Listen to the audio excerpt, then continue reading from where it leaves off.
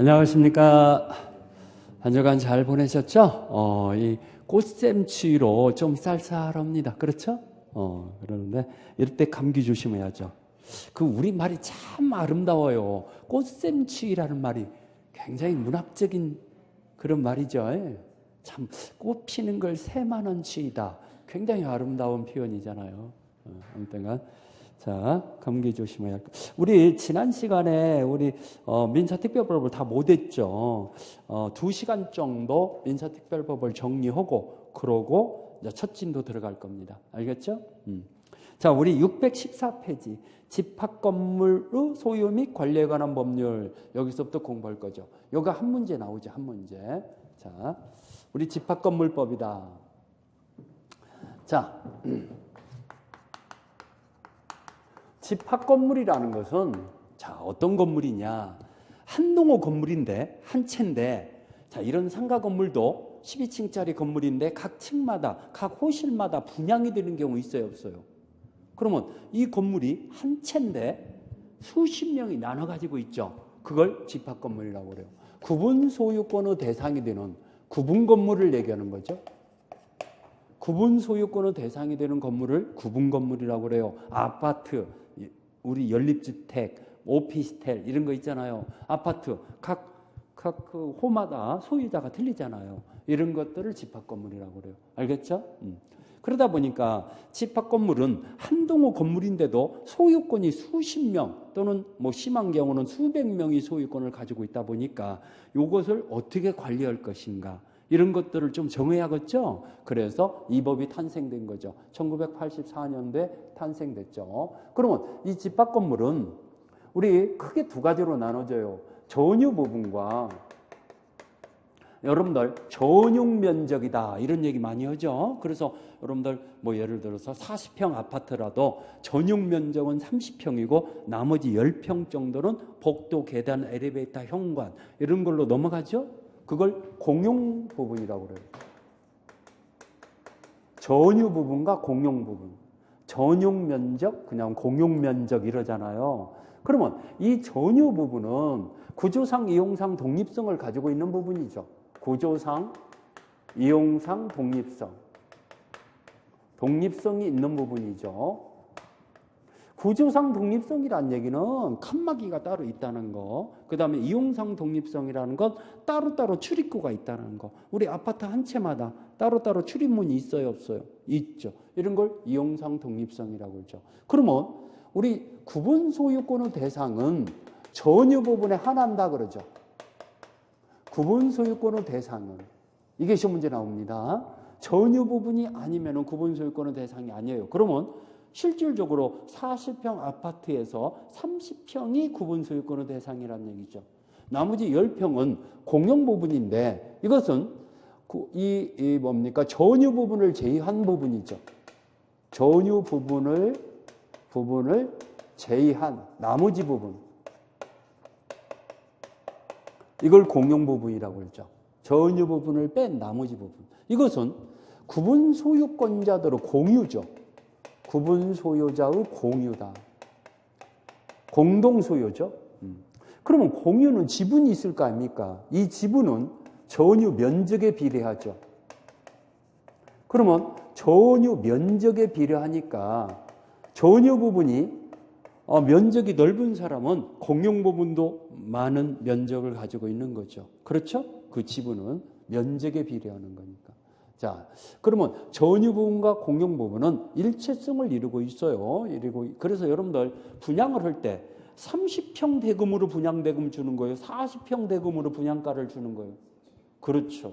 그게 일체성을 이루고 있기 때문에 이것만이 구분 소유권의 대상이라고 해서 이 부분은 전혀 자기가 가격을 치른 게 아니죠. 자기가 산 거죠. 알겠죠?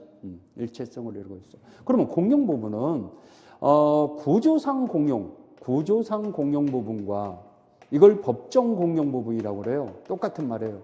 법정 공용 부분과 그 다음에 규약상 공용 부분으로 나눠집니다. 규약상 공용 부분.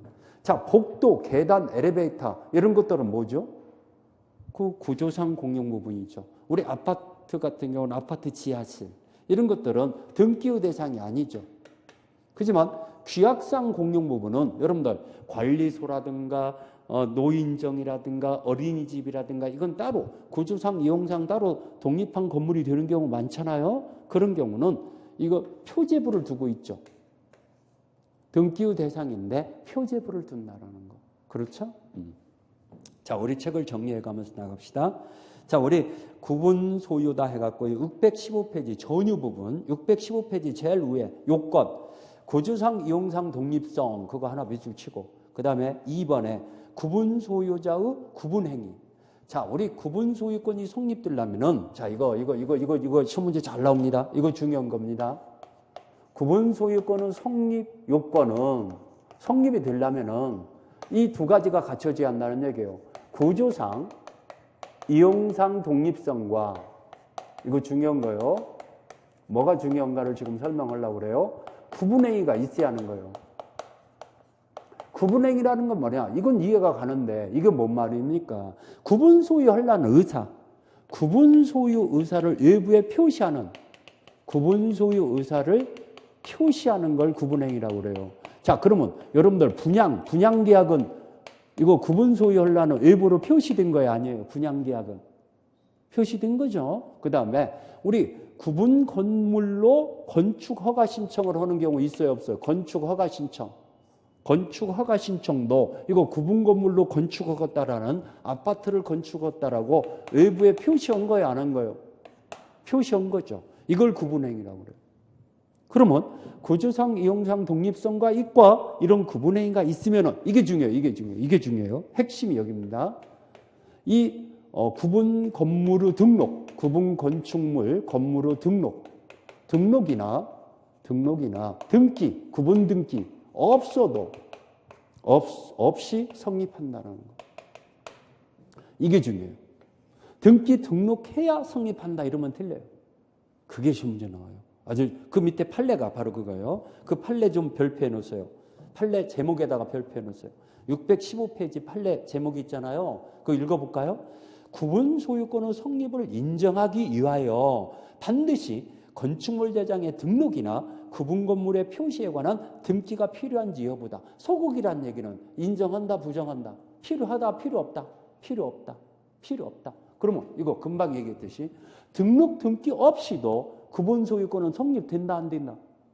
된다. 이게 중요해요. 이거 여러분들 시험 문제 이거 몇 번 나왔지만 또 나옵니다. 이거 굉장히 중요해요. 그걸 얘기해 주려고 지금 저걸 쓴 거거든요. 자, 구분 소유권이 성립되는 데는 구조상, 이용상 독립성과 구분행위만 있으면 돼요. 구분행위라는 뜻이 뭔 말이다? 구분 소유 의사를 외부에 표시하는 행위. 그러면 분양계약이라든가 건축 허가 신청 이런 것들이 외부에 표시되는 거죠. 그러면 건축물 대장의 등록이나 등기 없이도 성립한다는 거 잃어버리지 마세요. 그러면 616페이지로 넘어가서 공용 부분이다 해갖고 나오죠. 거기 동그라미 1번의 밑에 부분에 구조상 공용 부분, 법정 공용 부분이라고 하죠. 거기에 1번의 제일 끝에 등기는 필요하지 않다 써있죠. 616페이지 제일 밑에 동그라미 1번의 제일 끝에 등기는 필요하지 않다. 밑줄 쳤어요? 동그라미 1번의 끝에 못 찾아요? 동그라미 2번 위에 바로 찾았죠? 등기는 필요치 않다. 규약상 공용 부분은 여기 617페이지 위에서 세 번째 줄에 등기부의 공용 부분의 취지라는 등기를 해야 한다. 그거 밑줄 쳐야죠. 제가 지금 읽어드리는 건 밑줄 치라는 거예요. 여러분들 공부하기 편하게 해드리려고 하는 거야. 핵심을 딱딱 여러분들의 핵심을 잘 못 찾거든요. 그걸 제가 찾아드리는 거예요. 여기 이런 것들이 나오니까 구조상 공용 부분은 등기가 필요 없다고 지금 밑줄 쳤어. 규약상 공용 부분은 등기해야 한다, 안 해야 한다? 해야 한다. 별것도 아닌데 나와 이게. 등기법에서도 나와. 2차 과목에서.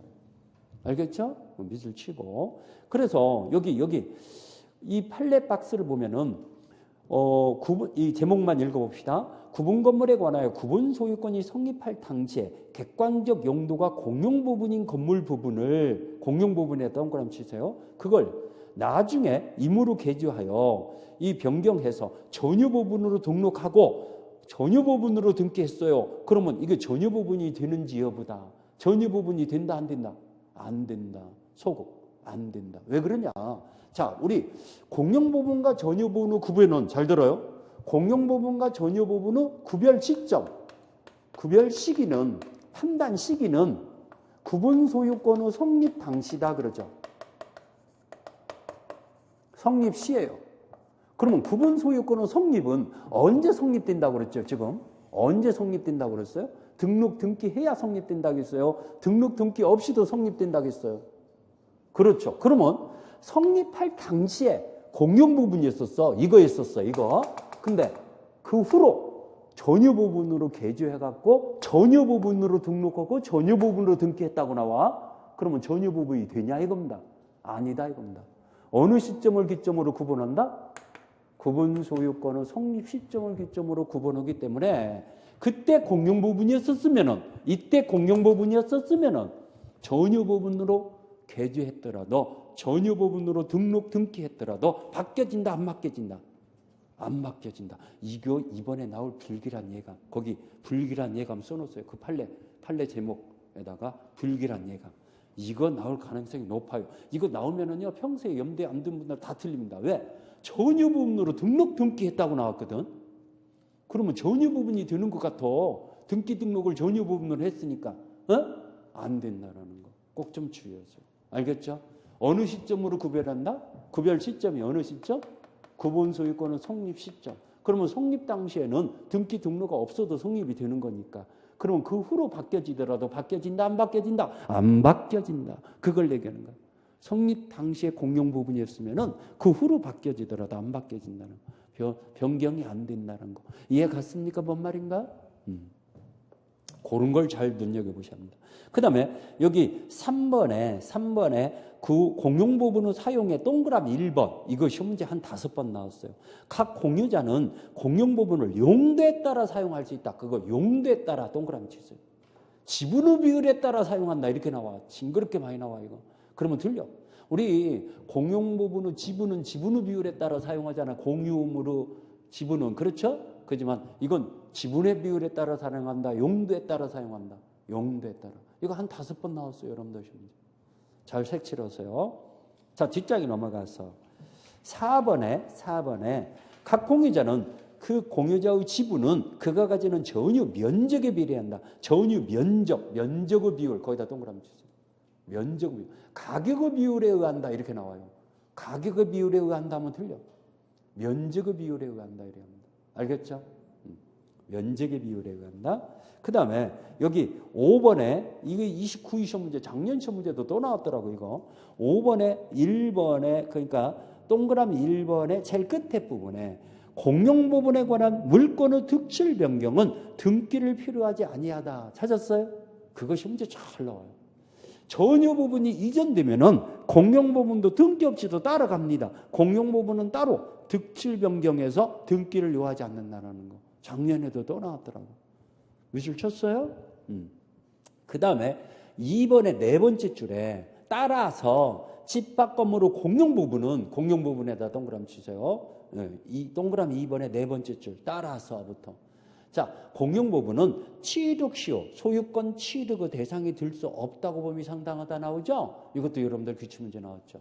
공용 부분만 취득시효 대상이 된다 안 된다? 안 된다. 공용 부분만 취득시효 대상이 아닙니다.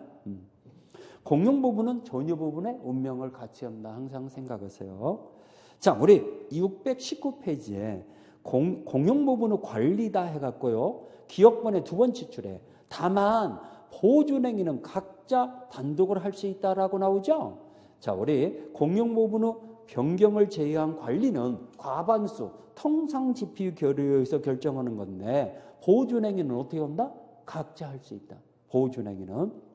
그러면 그 보존행위가 여기 판례박스에 619페이지 그 밑에 판례박스에 그 공용 부분에 대한 보존행위는 단독으로 할 수 있는데 그 보존행위에는 지분권에 기한 방해, 배제 청구권과 공유물을 분할 청구권도 공유물 반환 청구권도 포함되는지 여부다. 적극이라는 얘기는 포함된다 안 된다?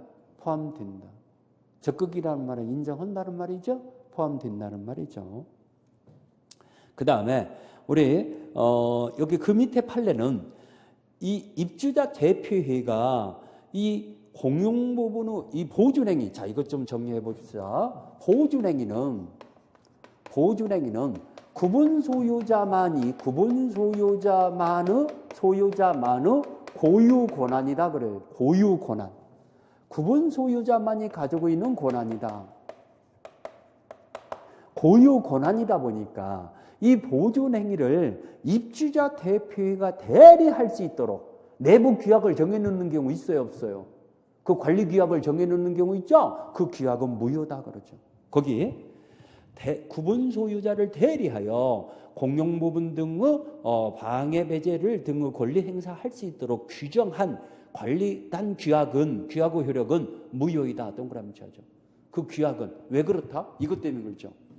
보존행위는 아까 방해 배제 청구권이나 반환 청구권이 보존행위라고 그랬죠. 그 보존행위는 누구만이 할 수 있는 고유 권한이다?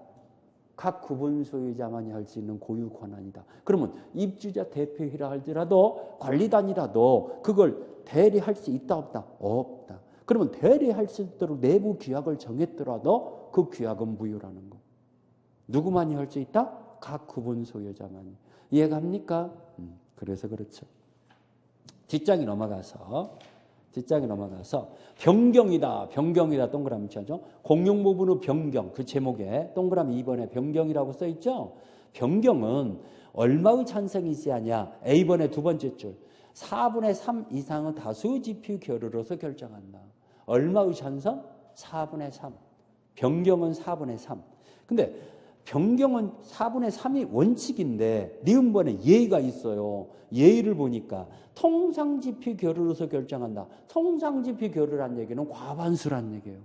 통상지표 결의란 얘기는 뭐다? 과반수. 원래 4분의 3이 원칙인데 과반수로 할 수 있는 경우가 두 가지 있어요. 과반수를 할 수 있는 게 두 가지가 A번은 여러분들 시험 문제에 나왔죠. 근데 B번은 아직 안 나왔는데 B번도 나올 수도 있으니까 같이 알아놓으세요. A번에 과다운 비용이 드는 것이 아닐 경우에다 동그라미 쳐죠. 핵심에다가 아닌 경우. 그 다음에 B번의 두 번째 줄에 휴양 콘도미니엄의 공용 부분. 콘도미니엄. 공용 부분의 변경은 과반수란 얘기죠. 휴양시설 있잖아요, 여러분들. 우리 지리산 콘도, 설악산 콘도 뭐 이런 거 있잖아. 그런 거에 대한, 이 변경은 이거 4분의 3이다. 통상지표 결의다. 통상지표 결의. 원래 4분의 3인 것이 원칙인데 이 두 가지만큼은 과반수를 할 수 있다는 얘기죠. 여러분들은 부동산에 대해서 이 전문가가 돼야 하니까 콘도가 부동산의 재테크 가치가 있겠어요, 없겠어요? 없어요. 콘도 사놔갖고 돈 벌었다는 사람은 여지까지 한 번도 보들 못했어요. 그리고 그걸 생각할 때는 여러분들 그 전원주택에다가 돈 많이 쏟는 거 절대 제가 못 받아요. 우리 별장 같은 데 있잖아. 그거 못 받아요. 제가 아는 사람이요. 별장을 기가 막히게 해줬어요. 5억 원 쏟아붓었어. 5억 원. 거기 건축하는데 들어간 비용만 5억 원 쏟아붓었어요. 그러면 얼마나 지금 잘 지은 거야? 잘 졌죠. 팔을 때 2억 5천 주고 팔았어요. 팔을 때. 건축비도 못 받은 거야. 안 팔려요. 그 바보죠. 그런데 돈 들어가. 자기가 평생간 안 팔고 살아야겠다 하면 괜찮아. 그렇지만 때로는 팔 수도 있어야 하잖아. 근데 건축 가격이라도 받아야 할 거 아니요. 그것도 못 받는다니까. 2억 5천 주고 팔더라고. 결국은 안 팔리니까. 돈은 필요하고. 여러분들은 부동산에 대해서 전문가가 돼야 하니까 그런 것도 좀 한번 생각해 봐야 합니다. 생각해야 합니다. 자, 콘도라는 얘기가 나와서 아무튼간. 자, 그 다음에 우리 여기에 디귿번을 보면은요, 이거 재밌어요. 자, 여러분들 5층짜리 상가 건물이에요. 예를 들어서 상가 건물인데 이게 괜찮아요. 괜찮아. 근데 이걸 부숴버리고 새롭게 건축하기에는 좀 그렇고 5층은 너무 낮고 한 3층만 증축을 했으면 좋겠어. 증축. 3층을 증축하려고 그래요. 저희 동네에도 그런 저기가 있어요. 그 3교층 증축해갖고요. 뭐 영화관 만들고 어찌고 보니까 더 인기가 좋아지더라고. 그 건물이. 이해가죠? 아주 좋아지더라고. 이렇게 증축할 때 이거 변경에 해당되냐 이겁나? 이거 변경. 이것은 변경이면 4분의 3이잖아. 4분의 3 이상의 찬성이 있으면 가능하잖아. 이게 아니다라는 거. 이게 아직 시험 문제는 안 나왔는데 나올 가능성이 있어요. 그러면 이건 이렇게 수직 증축하는 경우는 전원의 동의가 있어야 한다는 거. 뭐가 있어야 한다? 전운의 동의가 필요하다. 이게 나올 겁니다. 이게. 4분의 3이라고 나오면 틀려. 그래서 그 밑에 거기 디귿번에 두 번째 줄에 수직 증축형 리모델링에다가 밑줄 쳐놓고 제일 밑에 구분수의자의 전운의 동의가 필요하다. 거기다 동그라미 쳐놓고. 수직 증축형 리모델링 할 때는 이렇게 증축을 할 때는 수직 증축이라는 말이 뭔 말인가 알겠죠? 그럴 때는 4분의 3이다. 전운의 동의다. 저는 이거 나올 가능성이 있어요. 아직 안 나왔어요. 여러분들 기출문제. 틀림 등장, 이런 것들이 등장합니다. 알겠죠? 그러면 틀리게 나올 가능성이 있죠. 4분의 3이라고 나오면 이 변경이니까 맞지 이렇게 갖고 속아 넘어가죠. 변경 아니라는 거 이거 알겠죠? 자, 621페이지에 체납관리비 승계. 이건 여러분들 시험 문제 3번이나 나왔어요. 그 판례박스. 판례박스 체납관리비 승계는요. 공용 부분에 관해서만 승계된다. 거기 색칠해 내야죠. 자, 우리가 이거 있잖아요. 아파트. 이 아파트를 경매로 경락받았어. 근데 대부분이요. 경락받은 아파트 같은 경우는 그 종전의 소유자, 전 소유자가 빚에 쪼들리다 보니까 경매가 되는 거잖아. 그러니까 전 소유자의 체납관리비가 1년 이상 연체되는 경우가 대부분이에요. 관리비가 연체, 2년, 1년 내지 2년간 연체되는 거죠. 그러니까 안 된다 하고 경매가 된 거예요. 그러면 여기 재밌는 것이 이 사람의 관리비가 관리단 규약을 보니까 특정 승계인한테 승계되도록 규약을 정해놨어. 규약이 있는 경우 승계를 규약으로 정해놨어. 그러면 이 관리비가 승계가 되냐? 이게 문제잖아요. 전유 부분의 관리비는 승계 안 돼요. 뭐에 한해서만 승계된다? 이렇게 규약으로 정해놨다 하더라도 공용 부분의 관리비에 한해서만, 공용 부분의 한도 내에서만 승계된다는 거. 오케이? 그걸 알으시나? 그러면 여러분들 아파트 그 관리비를 보면 한 30만 원 중에요. 공용 부분의 관리비는 10,000원도 안 돼. 공동 정지세, 공동 수수세 이런 거예요. 그거 몇천 원밖에 안 돼. 오케이? 그러니까 아주 자기가 책임져야 할 부분은 조금이다, 많다. 조금이에요. 전유 부분의 관리비는 전유 부분의 관리비는 난방 비용이다, 전기세다, 이런 거 다 들어간 거잖아. 그런 것들은 승계 안 된다는 거. 알겠죠? 그러면 거기에서 이제 또 그 밑에 관련 판례에서요. 그 밑에 바로 별표에 있는 밑에 연체료에다 동그라미 주세요. 아니 그 지금 하나 중에 연체료는 그 연체료 찾았어요? 연체료는 공용 부분의 관리비에 포함되냐 이겁니다. 안 된다는 거. 그러면 연체료는 승계된다 안 된다? 안 된다. 여러분들 관리비 연체되면 몇만 원 더 연체료 붙잖아. 10,000원, 20,000원 더 붙잖아. 그것은 공용 부분의 관리비에 포함되지 않는다. 그러면 특정 승계인이 승계한다 안 한다? 안 한다. 오로지 뭔만 승계한다? 이거 뭔만 승계한다? 공용 부분의 관리비만 승계한다는 거. 그게 3번이나 나왔어요. 여러분들 시험 문제. 자, 그 다음에 뒷장이 넘어갔어. 제일 위에 8번에 전유 부분과 공용 부분은 일치된다고 그랬잖아요. 그러면 전유 부분에 속하는 일동의 설치, 또 보존에 흠이 있어서 상대방에게 손해를 입혔을 때, 다른 구분 소유자에게 손해를 입혔을 때 이 공용 부분에 그 흠은 공용 부분에 존재하는 것을 추정한다. 그럼 공용 부분에 존재하는 것을 추정하니까 예를 들어서 손해배상을 청구하는데, 자, 전유 부분은 30평이고 공용 부분까지 하면 40평이잖아. 그러면 평당 얼마다라고 손해배상을 산정할 때 30평 가격으로 해야 할 것 같아요? 40평으로 해야 할 것 같아요? 평당 얼마로 손해배상을 산정한다면 40평으로 해야죠.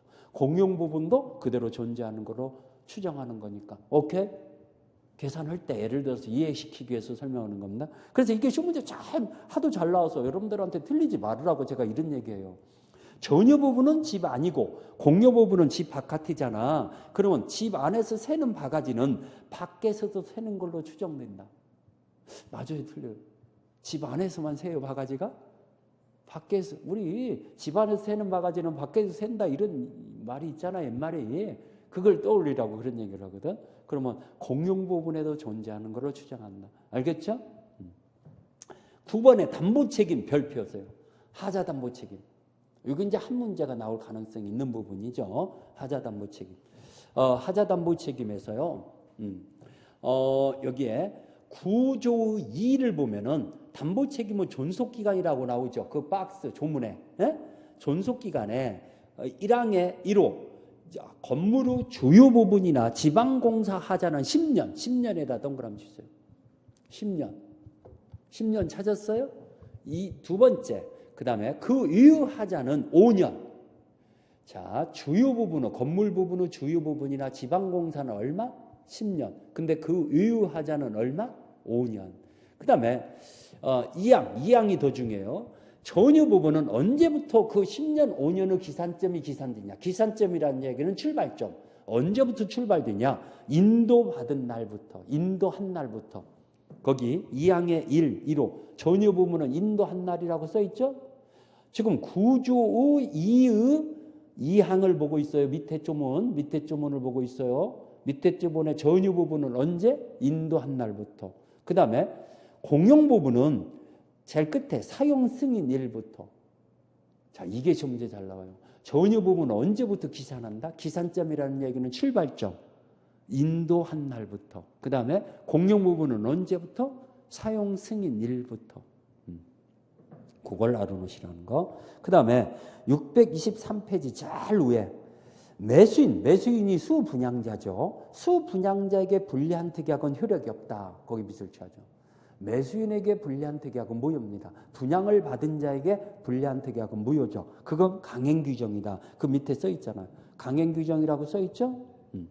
그 다음에 동그라미 2번, 이게 중요하죠. 분양자와 시공자, 분양자 위에 시공자도 거기다 동그라미 치고, 분양자도 동그라미 치고 시공자도 동그라미 치고. 왜 이게 중요하냐면요, 예전에는 하자담보 책임이 분양자만 책임지도록 돼 있어요. 근데 우리 아파트를 건설했을 때 분양회사는 영세고 시공회사는 삼성건설, 현대건설 이런 데서 아파트를 건설하고, 분양회사는 그냥 PF 일으켜갖고 대출받아갖고 일으키다 보니까 그게 제대로 분양이 잘 안 되고 이러면 분양회사는 망해버려요.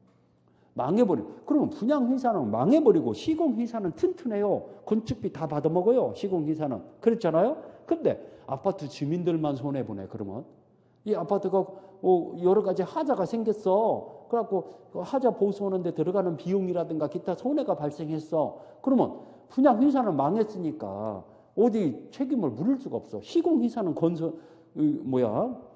아주 건설회사는 좋은데, 그러니까 안 되겠다. 분양회사만 책임지는 게 아니라 시공회사도 같이 책임져야 한다. 이렇게 개정을 했어요. 그래서 이게 나와요. 분양회사만 책임진다. 시공자도 같이 책임져야 한다. 시공자도 같이 책임져야 한다. 이해 갑니까?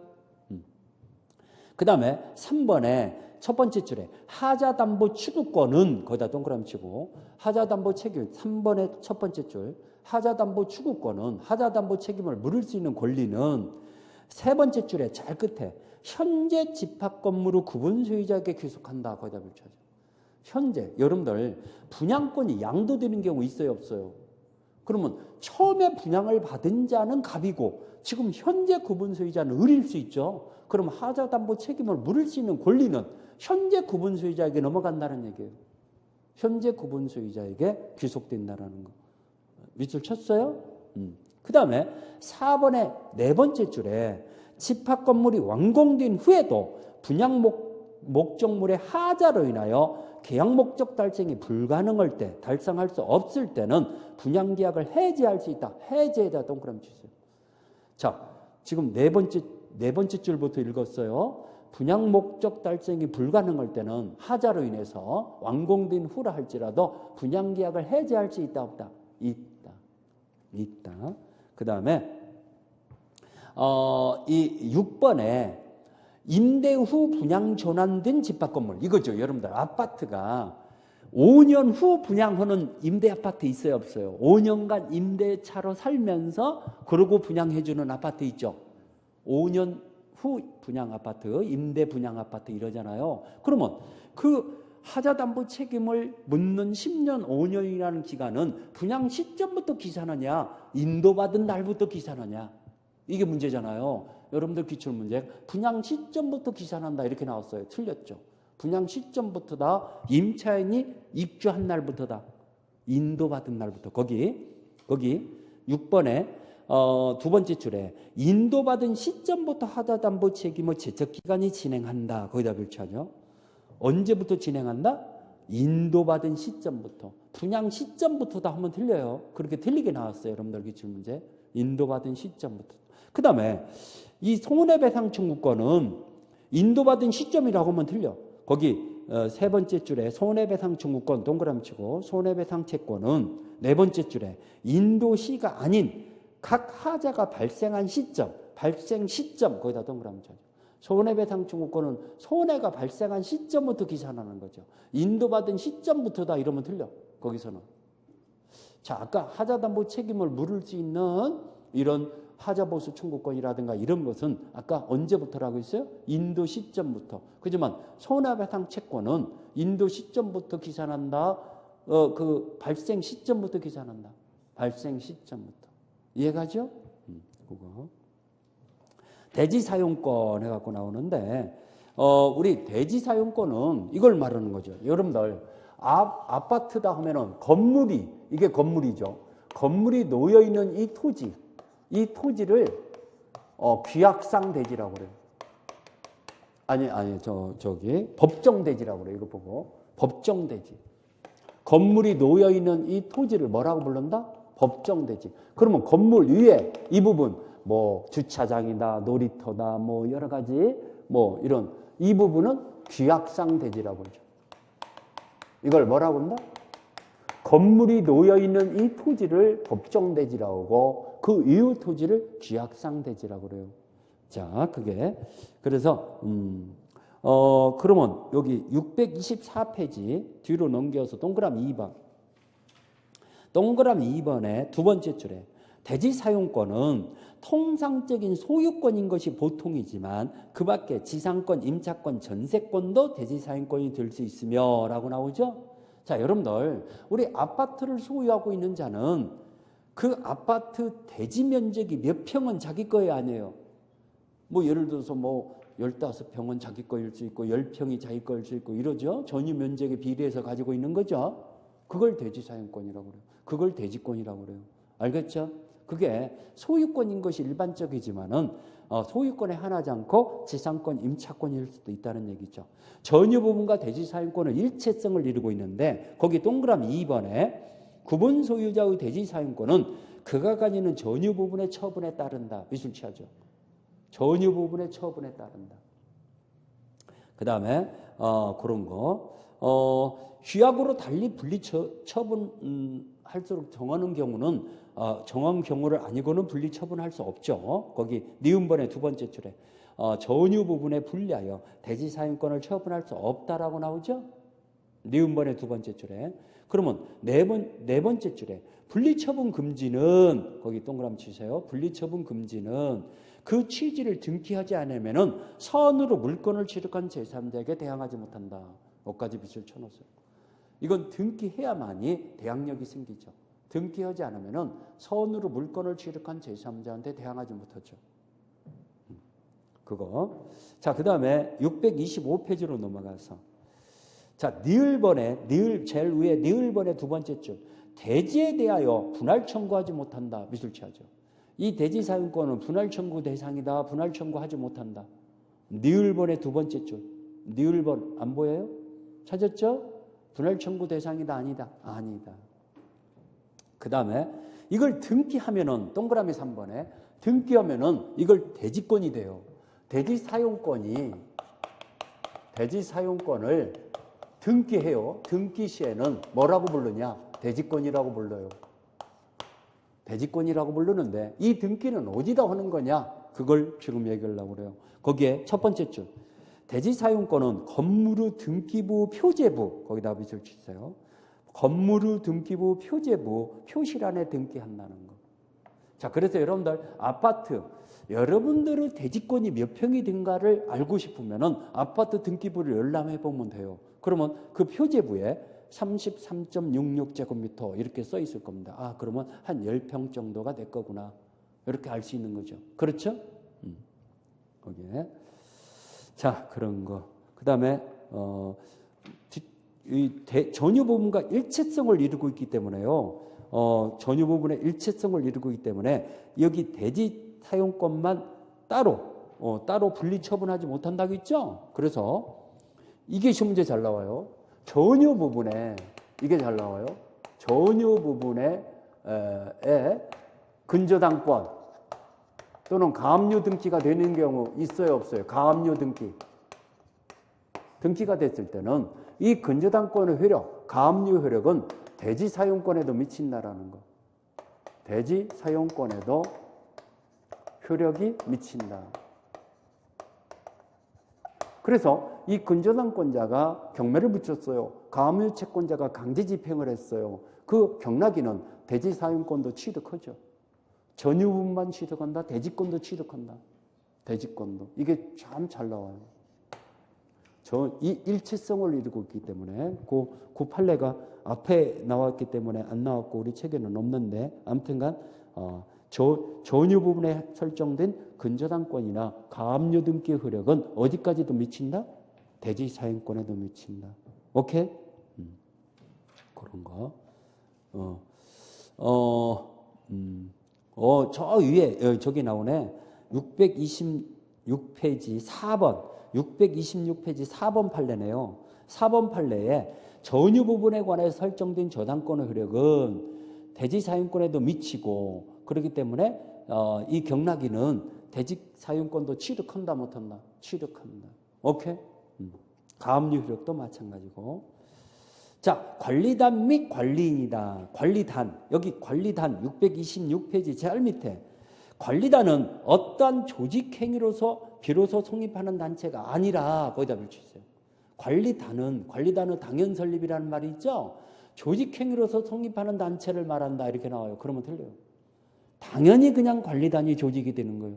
어디 조직행위로 설립되는 단체가 아니에요. 자동 설립되는 거죠. 당연 설립. 그래서 두 번째 줄에 당연히 그 구분 소유자의 전원을 구성으로 성립하는 단체이다. 조직행위가 있어야 한다. 조직행위 없어도 된다. 없어도 된다. 설립행위가 없어도 돼요. 그냥 자동적으로 설립되는 게 관리단이죠. 627페이지. 관리단의 구성원이다. 제일 위에 줄에 첫 번째 줄. 구분 소유자의 전원이 구성원이지 전세권자나 임차인은 구성원이 아니라는 거. 거기에 세입자 들어가서 사는 사람이 있죠? 이 사람은 관리단원이 아니에요. 구분 소유자만이 단원이에요. 그래서 거기 네 번째 줄을 보니까 분양대금이 완납됐음에도 분양사 측에서 사정으로 소유권 분양 등기를 격려받지 못했어요. 그래도 그 수분양자는 관리단원 구성원이 되기 때문에 의결권을 가진다라는 거. 자, 분양대금이 완납됐으면은 그 등기가 안 됐더라도 관리단원이라는 얘기죠. 구분 소유자니까. 오케이? 그래서 의결권을 가진다. 자, 뒷장에 넘어가서 관리는 선임 및 해임이다. 관리는 여러분들 아파트 같은 경우는 관리소장, 이런 상가 건물도 관리소장이 있어요, 없어요? 있잖아요. 그게 관리인이에요. 관리는 선임 및 해임이다. 자, 여기 1번에 10명 이상일 때는, 구분 소유자가 10인 이상일 때는 관리인을 반드시 선임해야 한다는 거. 10인 이상일 때는 반드시 관리인을 줘야 한다는 거. 자, 그 다음에 그런 거 얘기했고, 그 다음에 관리인의 권한 의무다 뭐 해서 내부 규약으로 정하는 거고, 629페이지 관리위원이라는 말이 나오죠. 관리위원회는 자, 우리 관리인의 사무집행을 감독하는 기관이 관리위원회예요. 우리 그런 관리위원회는 그래서 동그라미 1번의 두 번째 줄에 또한 규약이 정함이 있으면은 관리위원회의 결의로서 관리인의 선임 또는 해임할 수 있다. 그래서 여러분들 이런 관리소장이라든가 이런 걸 선임 해임하는데 관리위원회로 대표자들, 동대표자들 저기를 회의를 해서 이렇게 할 수 있다는 얘기죠. 규약으로 정했을 때는. 오케이?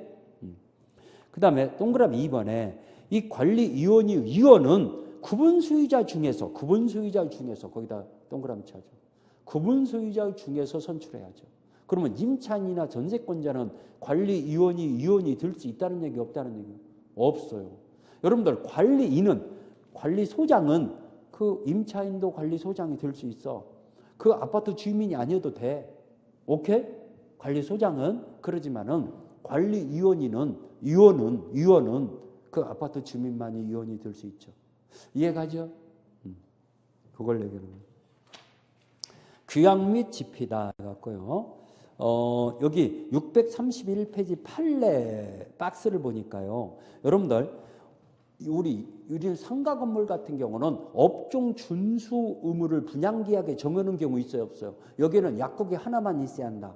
뭐 공인중개업소는 하나만 있어야 한다. 뭐 이런 식으로 정하는 경우 있죠. 그런 거기 그 판례의 화살표.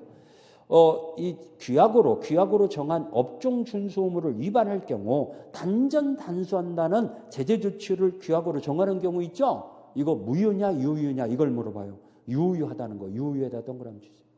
업종 준수 의무를 위반해요. 위반하면은 전기를 끊어버린다. 수돗물을 단전한다. 단수한다. 이렇게 할 수 있다는 얘기죠. 그렇지만 여러분들 이거 보세요. 아파트 관리소장이 이거 했다가는 쇠고랑 찹니다. 그러면 뭐냐? 내부 규약을 정했더라도 한전에 연락을 해서 한전에서 그 단전할 수 있는 직원 권한을 가지고 있는 직원만이 와서 할 수 있어요. 아파트 관리소장이 단전했잖아요. 전기 끊어버렸잖아요. 손해배상 문제가 생겨요. 불법행위 손해배상 문제. 심한 경우는 이게 병원 건물이야. 바로 쇠고랑 잡니다. 환자를 사망케 할 수도 있잖아. 단전하면은. 중환자실 같은 경우는 사망하는 경우 생겨요, 안 생겨요? 생기잖아요. 큰일 나죠. 그러니까요. 이런 그런 규약으로 유효하다는 얘기지. 그냥 관리소장이 마음대로 할 수 있다는 얘기가 아니에요. 알겠죠? 규약으로 정하는 건 유효하다는 거. 그다음에 여기 2번에 관리비 징수에 관해서 관리당 규약이 존재하지 않아요. 아직 여러분들 아파트 같은 경우 상가 건물이 아직 분양 단계에 있을 때는 70% 이상이 분양이 되고 난 다음에 구성원들이 회의를 거쳐서 관리당 규약을 정하잖아요. 그러면 아직 지금 70%가 안 됐어. 한 50%밖에 분양이 안 됐어. 그럼 관리당 규약이 아직 정해지지 않았거든. 그런데 관리비, 공용부분의 관리비는 징수할 수 있냐? 징수할 수 있어요. 공동정기세라든가 수도세 이런 건 필요해. 그러면 공용부분의 관리비는 징수할 수 있다 없다? 거기 공용부분의 관리비는 거기다 색칠을 해야죠. 공용부분의 관리비는 관리당 규약이 징수 규약이 존재하지 않더라도 징수할 수 있다라는 거, 청구할 수 있다라는 거. 오케이? 그런 거. 여기 2번에 규약의 설정 변경 폐지 4분의 3 거기다 동그라미 쳐줘. 규약의 설정 변경 폐지는 얼마의 찬성? 4분의 3.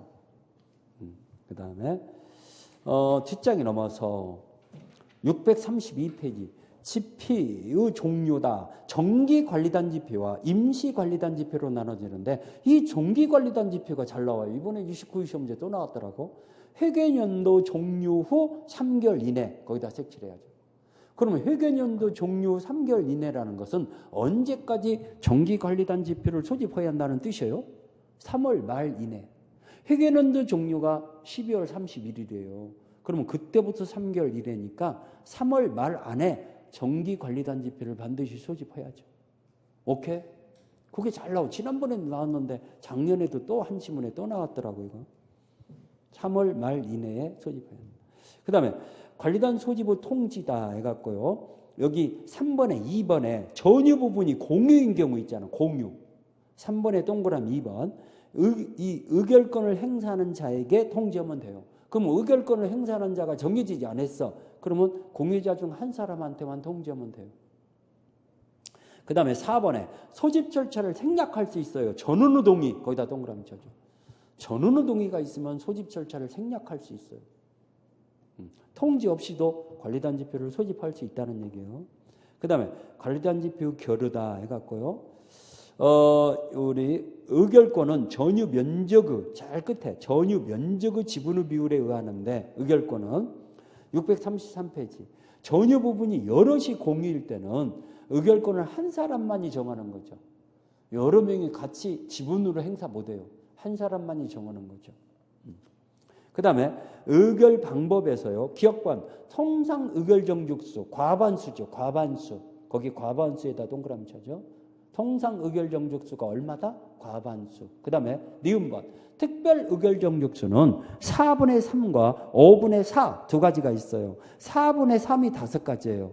공용부분의 변경, 규약의 설정, 변경, 폐지, 공동이익에 반하는 구분소유자의 사용 금지 청구, 공동이익에 반하는 구분소유자의 경매 청구, 그 다음에 공동이익에 반하는 점유자의 계약의 해제와 인도 청구. 이게 4분의 3이죠. 5분의 4의 결의가 이해하는 것이 재건축 결의와 건물 가격의 2분의 1을 초과하는 공용부분의 복구, 2분의 1 초과에다 동그라미 쳐죠. 초과할 때 복구는 5분의 4. 그 다음에 그 밑에 동그라미 3번. 서면이나 전자적 방법. 요즘에는 여러분들 모바일로 투표하는 경우도 있잖아. 인터넷으로 투표하는 경우도 있잖아요. 그런 식으로 이렇게 결의할 때는 5분의 4의 참여가 있어야죠. 5분의 4의 결의가 있어야만이 지표로 보는 거죠. 서면이나 전자적 방법에 의할 때는 얼마? 5분의 4 결의가 있어야 한다는 거. 4번에 결의 취소라는 말이 나오죠. 동그라미 4번. 이게 시험문제 한 번도 안 나왔는데 이게 최근에 들어간 거예요. 그래서 나올 가능성이 있어요. 자, 여러분들 결의 절차 방법이 이 규약이나 법령에 위반됐어요. 법령에 위반되는 경우 있어요, 없어요? 법령의 위반. 아니면은 결의 내용이 규약이나 법령에 위반되는 경우 있겠죠? 그러면 그 결의 통과가 됐어. 결의가 됐더라도 그걸 취소할 수 있어요. 결의 취소소라고 그래요. 이건 소를 제기하는 거죠. 그런데 만약에 나온다면은 이게 최근에 들어간 거예요. 최근에 들어갔어, 집합건물법에.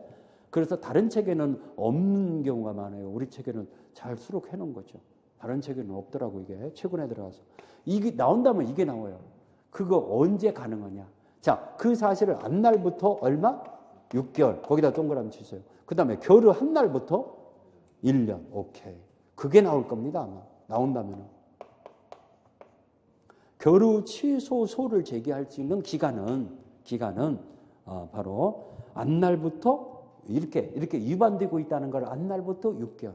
그 다음에 결의 한 날부터 1년 이내에 취소소를 제기할 수 있다. 이거 충분히 한 지문에 등장하고도 남을 내용이니까 가볍게 이렇게 내용 알아놓으시라는 거. 그 다음에 635페이지. 위반자의 의무 위반자, 공동이익에 반하는 의무 위반자의 조치가 뭐냐. 자, 거기 2번에 첫 번째 공동이익에 어긋나는 행위의 정지 청구. 여기 2번에 1번에 동그라미 1번에 두 번째 줄 관리인 동그라미 치고 지정된 구분 소유자는 거기 동그라미 치고. 자, 아무나 하는 것이 아니고 관리인이나 지정된 구분 소유자가 해야 한다는 얘기예요. 행위의 정지 청구는 아무나 한다. 관리인 또는 지정된 구분 소유자가 해야 한다. 각 구분 소유자가 해야 한다. 이렇게 나왔어요. 여러분들 기출문제. 그러면 틀려.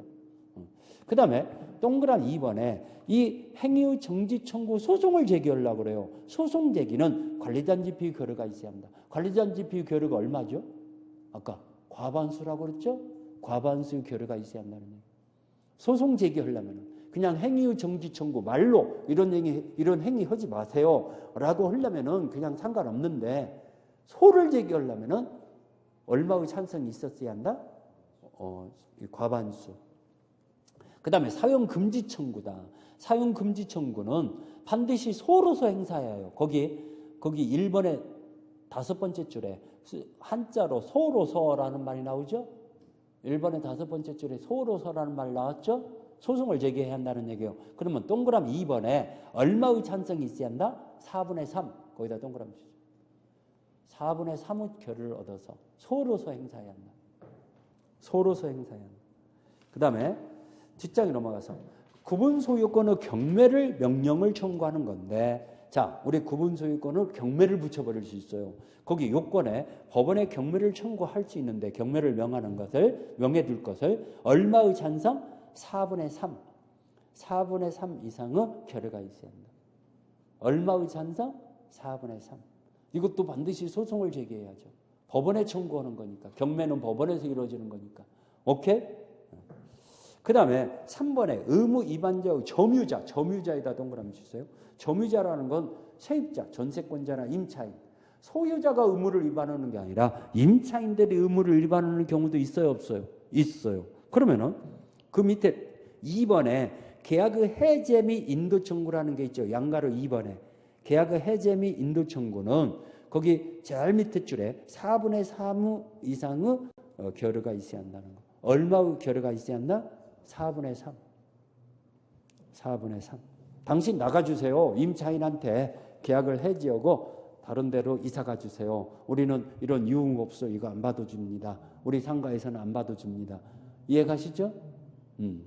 그런 경우 있잖아요. 상가 그 구분 수의자들이 우리 상가는 건전한 상가로 해서 무슨 뭐 이상한 뭐 이런 거 안 받기로 합시다. 뭐 이런 그렇게 할 수 있잖아. 그러면 위반하는 임차인들이 있으면 나가주시오라고 할 수 있는데 얼마의 결의가 있어야 한다? 4분의 3.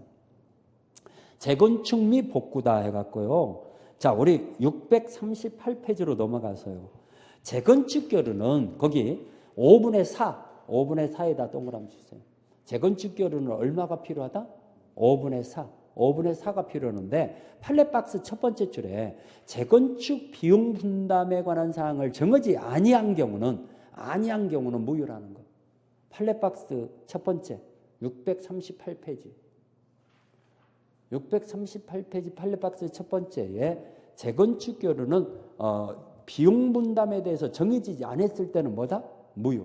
5분의 4인데 그 다음에 이 두 번째 판례가 참 문제 잘 나와요. 단지 내 여러 등을 재건축할 경우 있잖아요. 그럴 때는 각 동마다 결의가 필요하다. 이거 여러분들 기출 문제 몇 번 나왔어요.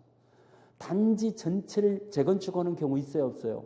그러면 각 건물마다 5분의 4의 결의가 필요해요. 각 동마다, 각 건물마다 결의라고 동그라미 쳤어요? 그 다음에 639페이지를 보니까요.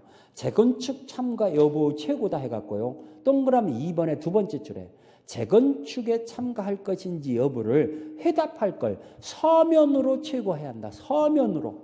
거기다 동그라미 주세요. 서면으로 촉구해야 한다. 동그라미 1번의 두 번째 줄부터 세 번째 줄까지. 몇 줄 쳤어요? 어떻게 해야 한다? 재건축 참가 여부를 서면으로 최고해야 한다. 몇 줄 쳤죠? 그러면 동그라미 2번을 보니까요. 촉구받은 날부터 2개월에서 동그라미 쳐죠. 2개월이라는 최고기간이 지났는데도 회답하지 아니한 경우는 거기 재건축에 참가하지 아니하겠다는 뜻으로 회답한 것으로 본다. 거기다 색칠해야죠. 회답하지 않았으면 2개월이 지나도록 회답이 없어. 그러면 이건 참가한 걸로 봐요? 불참가로 회답한 것으로 봐요? 불참가로. 그러면 불참가자가 있을 때는 그 사람이 불참가더라도 다른 사람은 찬성해서 5분의 4가 넘었잖아. 그러면 재건축이 들어가야 하잖아. 그러면 그 사람 놔두고 어떻게 해? 그걸 매도 청구. 당신 팔고 이사 가세요. 매도 청구권이 생겨요.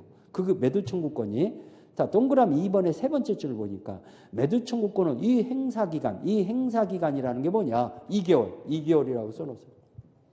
여러분들 이거 오해하면 안 돼요. 최고기간이 2개월이라고 그랬죠?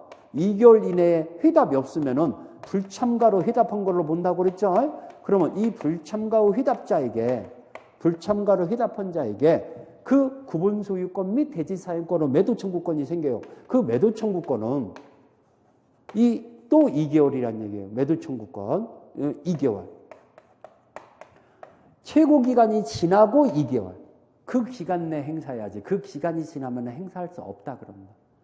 최고기간이 2개월이고 회답해 주려고 요청하는 기간이 2개월이고 그러면 지났는데도 회답이 없다든가 아니면 불참가로 회답한 사람이 있잖아요. 그 기간이 최고기간이 지나고 2개월.